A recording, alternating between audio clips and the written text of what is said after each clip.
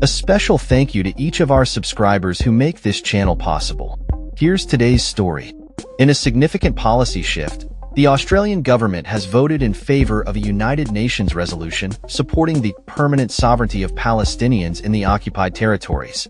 This landmark decision, made on Thursday, marks the first time in 2 decades that Australia has backed such a resolution, joining over 158 other countries in recognizing the rights of the Palestinian people in the occupied Palestinian territory, including East Jerusalem, as well as the Arab population in the occupied Syrian Golan over their natural resources.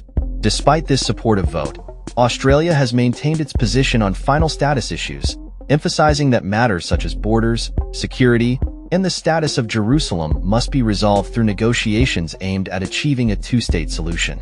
The resolution passed with overwhelming support, highlighting a growing international consensus on the issue. While 11 countries opted to abstain, notable nations including the United States, Israel, and Canada voted against the resolution. The spokesperson for Foreign Minister Penny Wong stated, "Australia voted in favor of this resolution alongside more than 155 members of the international community, including the UK, New Zealand, France, Germany, and Japan." This vote is seen as a reflection of international concern regarding Israeli actions that hinder access to natural resources and contribute to ongoing settlement activities, land dispossession, demolitions, and violence against Palestinians. However, the Australian government expressed disappointment that the resolution did not address Hezbollah's actions against Israel. In a related development, Australia also changed its stance on another resolution that held Israel accountable for a historic oil spill that affected Lebanon during the 2006 conflict. This draft resolution was adopted with 161 votes in favor, alongside 7 votes against and 9 abstentions. The Albanese government's new position on these issues may intensify divisions with the opposition. Shadow Foreign Minister Simon Birmingham voiced concerns over the government's shift, suggesting it contradicts prior assurances made to Australia's Jewish community and other voters regarding the consistency of positions on Israel and Palestine. He accused the Labour Party of altering its stance on Middle Eastern matters once again. Conversely, the Australia-Palestine Advocacy Network welcomed the government's decision, describing it as a long-overdue recognition of the detrimental impact of Israel's actions on Palestinian resources.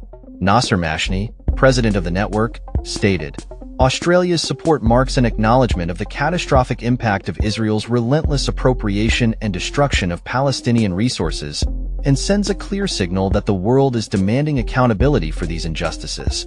The Australia/Israel and Jewish Affairs Council expressed concern over the Albanese government's latest shift, with Alex Rivchin, co-chief executive of the Executive Council of Australian Jewry, noting that the vote underscores a growing divide between Australia and the United States regarding Israel and Palestine.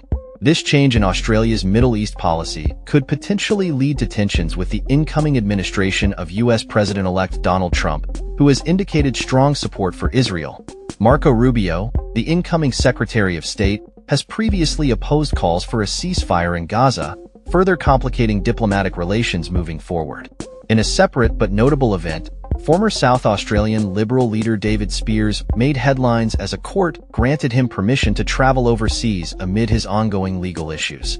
Speers, who recently stepped down from leadership citing fatigue over speculation, is facing charges related to supplying a controlled substance.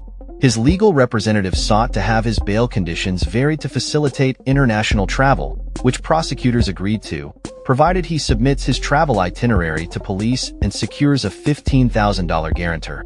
As these political developments unfold, they highlight the complexities of Australia's foreign policy in a rapidly changing global landscape and the ongoing challenges surrounding the Israeli-Palestinian conflict. That's all for this story.